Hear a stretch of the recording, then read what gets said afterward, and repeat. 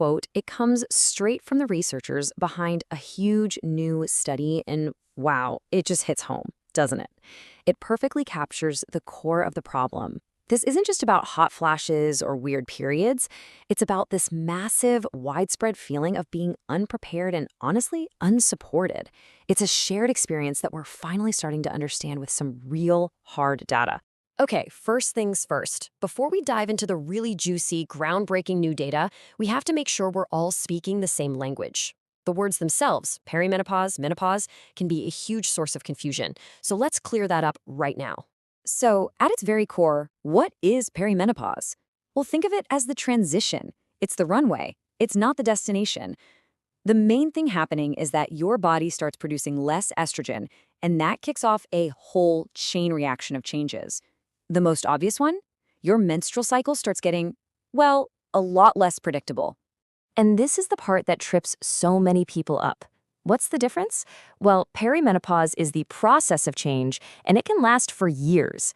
Menopause, on the other hand, is just a single point in time. It's the official finish line, defined as the day you've gone 12 consecutive months without a single period. So here's the key. If you're still getting a period, even if it's all over the place, you are technically in perimenopause, not menopause. This timeline really shows why this whole thing can feel like a marathon, not a sprint. The transition can start 8 to 10 years before menopause actually hits. That means for a lot of people, it can kick off in your mid to late 30s or early 40s. It's this long, gradual shift, not some switch that flips overnight. Okay, so with the basics covered, let's get to the main event. A landmark new study was just published in 2025, and seriously, its findings are challenging some of our most basic assumptions about who goes through perimenopause and, importantly, when. The real power of this new research is its scale. I mean, just look at this number. We're talking about a survey of over 4,000 women across the US. This isn't some small anecdotal report. This is a seriously robust data set that gives us a much, much clearer picture of what's happening in the real world. So, what did they actually find? I mean, what did digging through the experiences of all these women really tell us? Well, the data pointed to some genuinely surprising realities about how early and how significantly the symptoms of perimenopause can actually impact someone's daily life. And that brings us to this huge, pervasive myth. For decades, the entire conversation around perimenopause has been focused almost exclusively on women in their late 40s and 50s. You know the story, but is that what the data actually shows? Okay, get ready for this, because this one number completely upends that old timeline.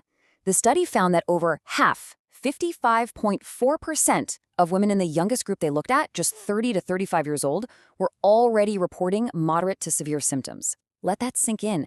This is a total game changer. And it's not just about, feeling symptoms at home. People are actively seeking medical help for this way earlier than we thought. The study showed that of all the people who went to a doctor about perimenopause, more than a quarter of them were between the ages of 30 and 45. Now, of course, as you can see here, the number of women seeking help does go up dramatically with age. It peaks in that 51 to 55 age group, which makes sense.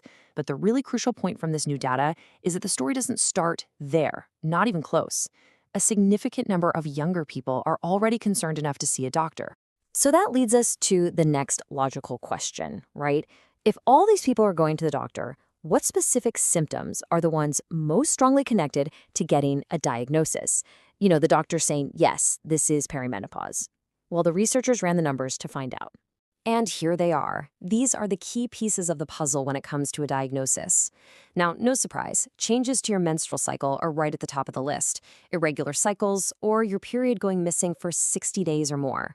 But look at what else is on there. The classic hot flashes, sure, but also vaginal dryness, frequent urination, and even heart palpitations were all strongly linked.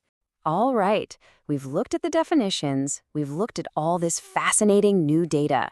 But what does it all mean? Let's turn this information into action. How can you actually use all this in your own life? So now, knowing what we know, knowing that symptoms can start much earlier and what the key indicators are, what should you actually be paying attention to? Let's break it down into a really simple framework. It really all boils down to this. Step 1, start tracking your own data. Your cycle, yes, but also your physical symptoms, your mood, everything. Step 2, take that information and talk to your doctor. But now you can frame the conversation with this research. Instead of just walking in and saying, I feel off, you can say, look, I'm having irregular cycles and heart palpitations, and I know a major new study shows that over a half of women my age report these kinds of symptoms. That's a different conversation. And that is the ultimate takeaway here. This isn't about diagnosing yourself online. It's about arming yourself with knowledge. When you have the right pieces of the puzzle, your own experience backed up by this powerful new data, you can advocate for your health from a position of strength and get the care and support you actually need. Ultimately, as this new science keeps pulling back the curtain on what was for so long a mystery, it leaves us with one last really crucial question to think about.